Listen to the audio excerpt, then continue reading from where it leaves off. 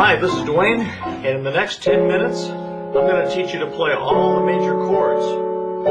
There's just 12 major chords, and we're going to learn all of them. Now, the reason there's only 12 major chords is there's only 12 different notes. Watch. 1, 2, 3, 4, 5, 6, 7, 8, 9, 10, 11, 12. If we go up one above that, that's the same note as that one. It's just an octave higher.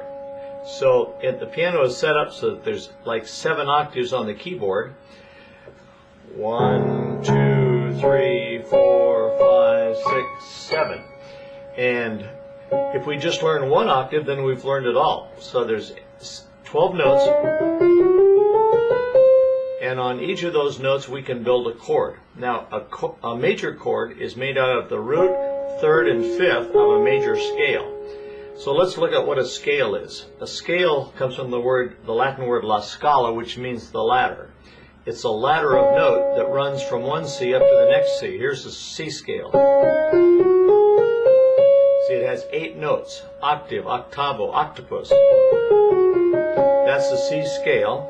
And if we take the root, the bottom note, the third, 1, 2, 3, and the fifth, 1, 2, 3, 4, 5, and play them as a unit all at once, that's called the C major chord.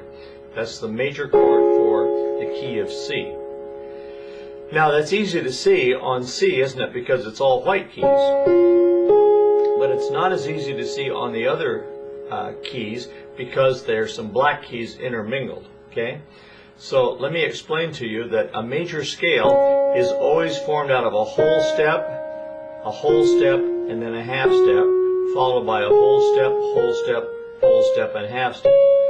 What's a whole step? It always has a key in between it. That's a whole step because there's a note you can play in between it. That's a whole step because there's a note you can play in between it. That's not a half step because there's no note in there between those two notes. So that's a half step. That's a whole step, isn't it? Because there's no note in between. That's a whole step because there's no note in between. That's a whole step because there's a note in between. And that's a half step.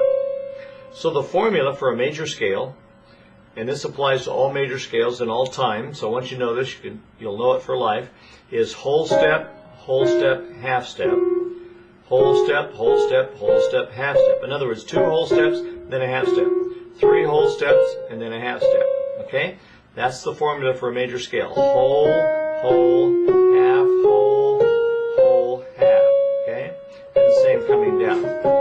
Incidentally, we're not talking about fingering here, but I'll just show you. I only have 5 fingers, obviously, and there's 8 notes. So I can only use 3 fingers, and then I must cross my thumb under to get up to the top note. Why? Because 3 and 5 make 8, right? Okay, that's the logic of fingering, all right? So that's the formula for a major scale. So we know what it is on C, but it's not so obvious on other keys. For example, if I start on D flat, I have to go up a whole step, which is E flat, and then another whole step, which is F, and then a half step, which is G flat, whole step, which is A flat, whole step, which is B flat, whole step, which is C, and a half step is on D flat. So the major scale for the key of D flat is D flat, E flat, F, G flat, A flat, B flat, C, and D flat. And if I take the root, the bottom note, the third, 1, 2, 3, and the fifth, 1, 2, 3, 4, 5, I have the D flat major chord. That's the major chord for the key of D flat. Okay? Now I'm going to make it easy for you though. I'm going to teach you the 3 major chords that are all white, and they are C, F, and G. And all you need to do is memorize those. The 3 chords that are all white, the 3 major chords that are all white, are the C chord, the F chord, and the G chord. Okay? So now you know 1/4 of all the major chords. There's only 12 major chords. You know 3 of them: C, F, and G. Then 3 of the major chords have a black key in the middle. They are D, E, and A. Say that with me. D, E, and A. What's unique about them? They have a black key in the middle. D, E, and A. They all have a black key in the middle. Now you know half of all the 12 major chords. You know the 3 major chords that are all white: C, F, and G. And you know the 3 major chords that have a black middle note: D, and A. Now remember that D, E, and A, because now we're going to play the flat versions of them. We're going to play D flat, E flat, and A flat. And I want you to notice something about them. It's the same three letters, D, E, and A, except they're the flats, D flat, E flat, and A flat. And instead of being white on the outside and black on the inside, they're just the opposite. They're black on the outside with a white on the inside. They're kind of like Oreo cookies. There's a D flat Oreo cookie because it's black on the outside, white on the inside. E flat Oreo cookie because it's black on the outside, white on the inside. And A flat, again, black on the outside, white on the inside. Now you know 3/4 of the major chords already. What were the first three that were all white? C, F, and G. What were the three that have a black note on the inside? D flat, E flat, and A flat. Now D, E, and A have cousins called D flat, which are like Oreo cookies, E flat, and A flat. That's 9 out of the 12. We only have 3 left. Let's learn those 9 a little better though. Which are all white? C, F, and G.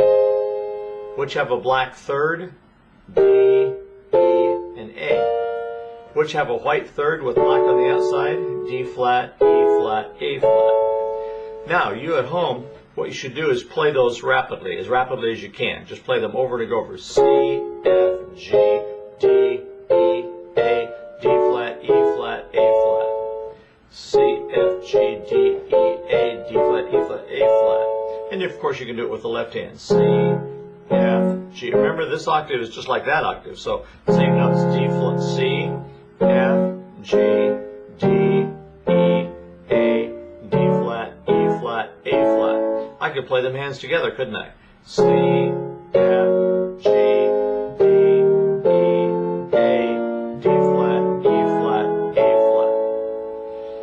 Now you know 9 out of the 12 major chords. There's only 3 left, and one is super easy because it's all black.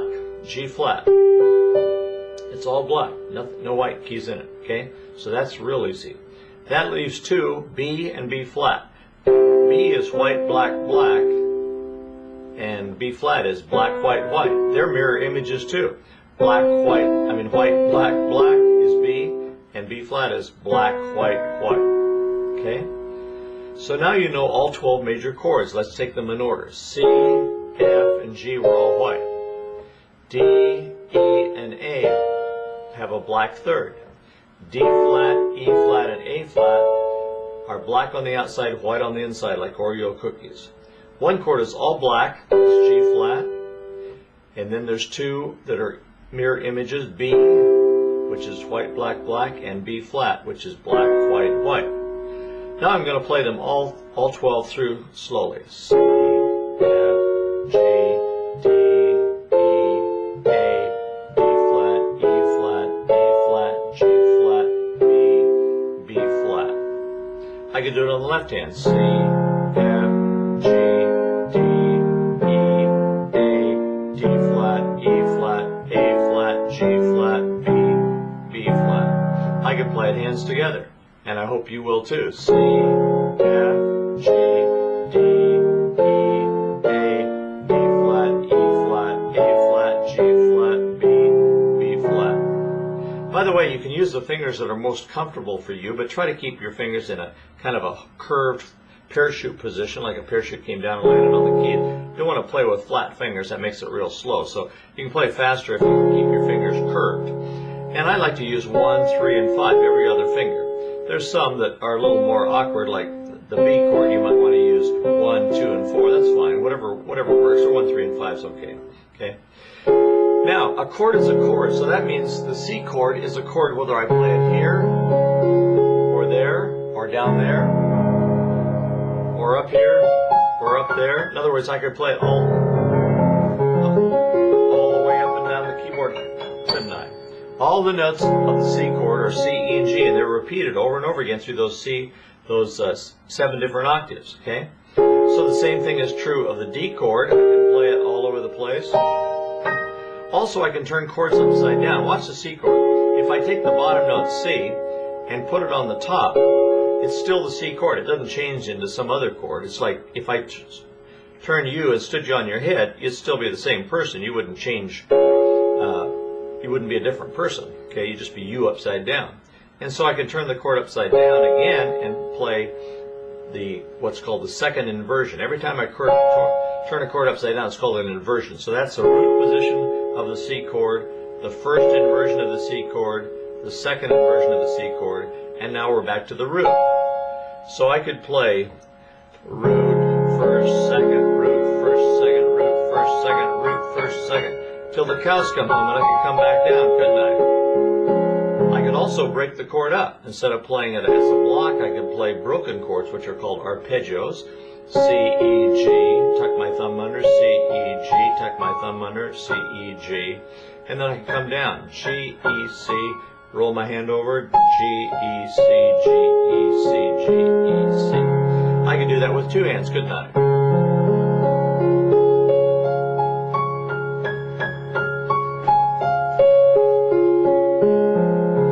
Or I could go like this.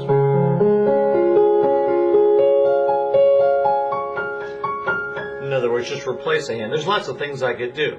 I could go. I could play both hands. That's all the C chord. That's the D chord, and so on. I could play all the chords that way.